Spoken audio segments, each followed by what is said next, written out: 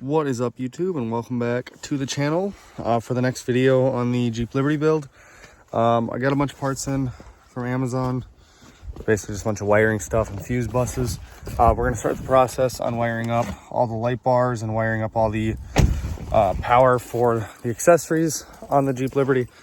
Lots changed since last video. We have like 5 inches of snow on the ground, but I'm not going to be that guy that wrecks trails and goes out in snowmobiles, so we're just going to continue to work on this and hope the snow clears out here soon. Are you clearing the Jeep off, Brooks? Can you say hi? Oh, hi. Hi. So this car has a 36-inch bar here. This is not for everything, but I still want to be able to power down here because eventually we are going to put up either a DIY bumper or like an ARB or something here. This is just because I had it sitting around, I wanted to put it on. So we have this, we have a ditch light here, ditch light there, and then another 36-inch bar here. My plan is actually to flip this around so it opens up that way, just with the way the tire swing works. So then there will be a couple more ditch pots here as like ground lighting. So I don't know where that went. And these are the other lights right here that'll be going in there. What I ordered for here, because I've done a fair amount of these and I'm not trying to spend a ton of money on this one, I just got some Amazon switches that'll go in the cab, and then a fuse bus here, just a good old Chinese fuse bus. And then I just find it easier to order the light bar wiring harnesses from Nylite. They're cheap, they're easy, you don't have to worry about having to cover them or do heat shrinks that come with all that stuff. This is the dual lead one for the ditch lights, and then these are the 2 single lead ones for the light bars as well. And I'm going to be running them through a fuse bus because I am going to put a master shut off switch on this, just because this vehicle doesn't get driven a whole lot either. This is the fuse bus. It's a cheap Chinese, like $17 Amazon ones. You can label where you want stuff to go. It's basically got a positive and a negative. Put an extra fuse on it. I'm gonna do what I did, same thing I did with the Tacoma. I'm gonna put it right in the cover of one of the fuse boxes on this car, because there's, I think, 2 to 3 that I know of. So it's gonna sit right here. I just gotta make sure that the hood can still close. And then we'll basically run a power wire off here, and then I'll run a ground to one of the vehicle grounds. Not here, that's not my point here, but there's other vehicle grounds we can go to, or a positive here. God, the red wood wire threw me off. Positive here to here, and then ground this. And then we will feed every wire for any of the light bars or any of the external power to this one. This one's quite a bit smaller than the one I had on the Tacoma, just because the one on the Tacoma was kind of overkill. So I went with this. Just 4 screws, goes right in there, and then we'll start getting the wiring process. I'm trying to figure out where I can go in on the firewall with this car, just because there isn't as much room in here as there was in the Tacoma. But we'll get the fuse bus installed first, and we'll go from there. All right, so I went ahead and tested this with the hood down. Everything works. So I'm gonna take this. Positive's gonna go towards the positive side of the battery, just so we don't have wires hanging all over here, just because this is such a cramped and small engine bay. Basically gonna take it. It comes with 4 Phillips screws. There's probably a better way to do this, but I am really not all that concerned.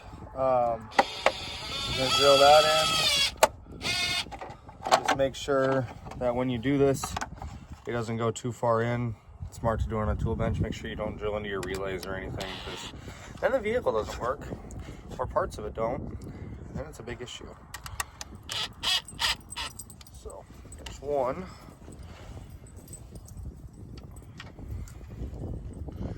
And you can always trim the inside of the screws off too. I mean, you're only drilling into plastic, so it's really not that big of a deal. Frankly, you'd probably be fine with 2 screws, but they sent 4. Try to do it the right way, and only have to do it once.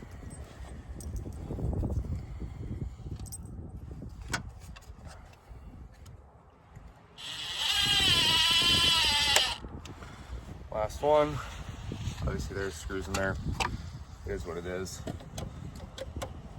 not a pretty build by any means. So, hey, don't walk down the driveway. Come here. Come play in your big snowbank. Yeah. Where's your sled?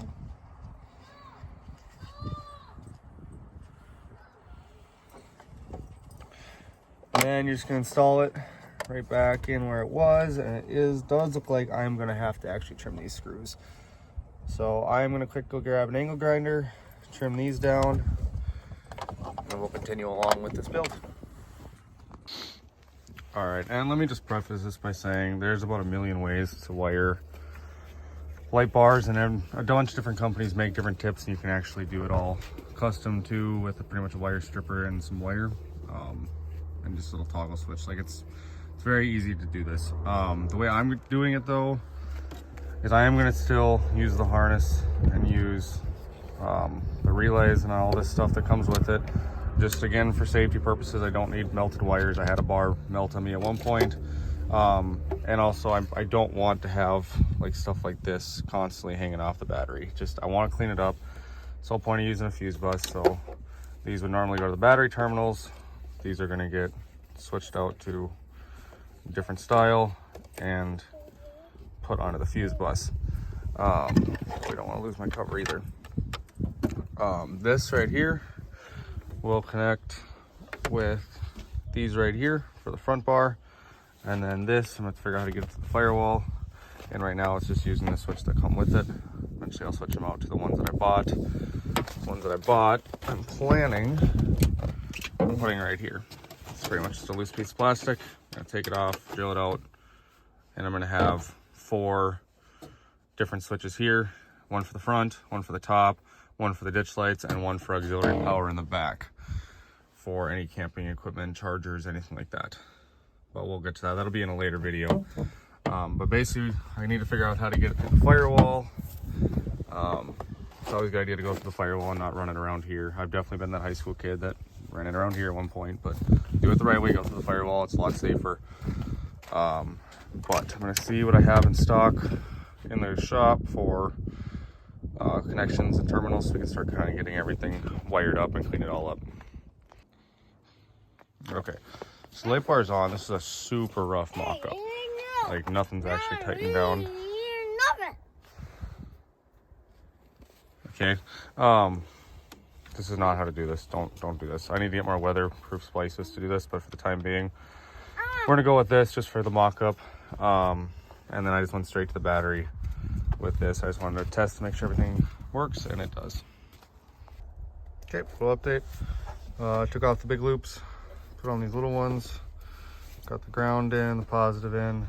Like I said, I need to get waterproof splices for this. Now I just gotta figure out how to get this up to the firewall, get the switch hooked up.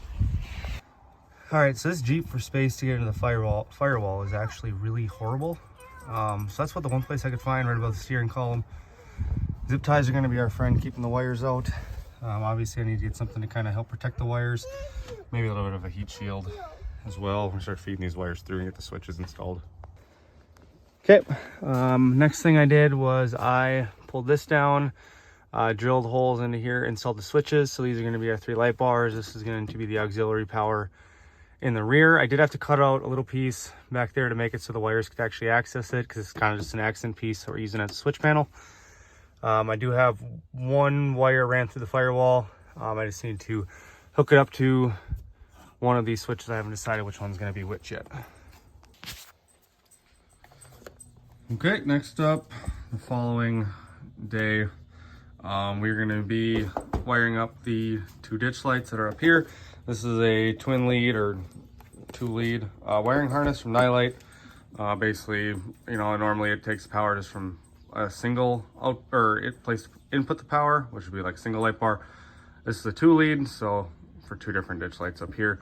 We're not quite done with this one yet, but we're going to start on this just because you can kind of get everything together at once. And we're kind of roughing everything in, making sure everything works, and we'll kind of tidy everything up.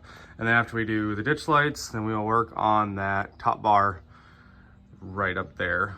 So yeah, I'm gonna get started on this, and I will bring you back once it's already wired up. All right, about half an hour later, every single light bar I have on here is wired up. Just gotta do a little more cleanup on the wiring right there. These are wired to the fuse bus. The big bar, being that there's going to be more lights on the racks than that, actually went straight to the battery, and then this is mounted up in underneath there. Still on a fuse, just not quite as many as everywhere else. This is all wired up here. Again, this isn't forever, but we'll see. All right, y'all, so it has decided to rain. Is it raining? It's raining, but got everything wired up. I ran the bumper lights and the ditch lights to here, and then the top lights up there, just because I plan to put more lights up there. We decided to go straight to the battery. It'll get a little interesting with the hookups, but did wire in the aftermarket switches. They're right here. I gotta go through and label them. That is all the lights on. We'll test them tonight and see it. Right there.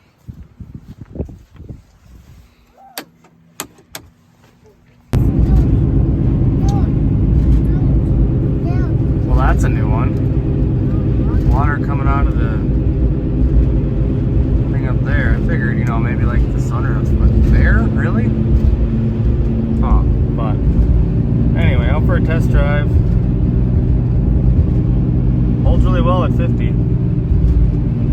Every light is on, but that's all right. Thank you guys for watching part 3 of the DIY budget Overland Jeep Liberty build. Plenty more parts coming. The next thing I think we'll probably do is work on that spare tire holder and make it a little bit more usable. Probably put a gas tank up there, maybe the Max Trax mount, stuff like that. But it's now snowing, so I'm gonna go inside, start editing some YouTube videos. We'll catch you next time. Thanks for watching, guys. Bye.